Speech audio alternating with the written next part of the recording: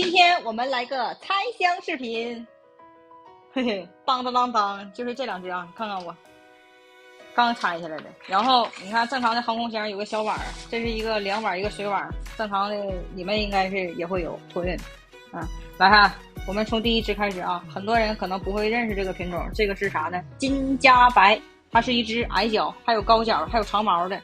它是一个矮脚，然后是个短毛的，但是它应该是有个长毛血。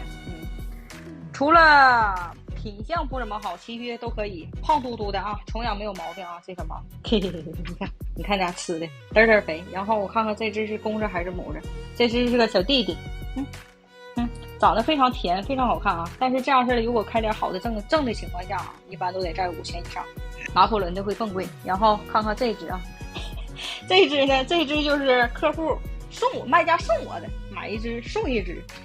这只唯一不好的就是哪嘎磕上可能是长哪块挑长的。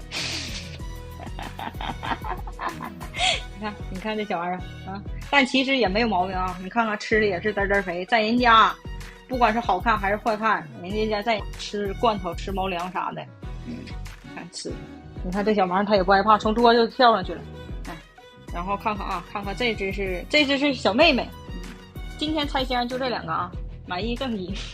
然后说一下这价格，这个呢在我手里边一般这是3000左右，这个呢就是在几百1000内啊。有喜欢的赶紧的过来吧。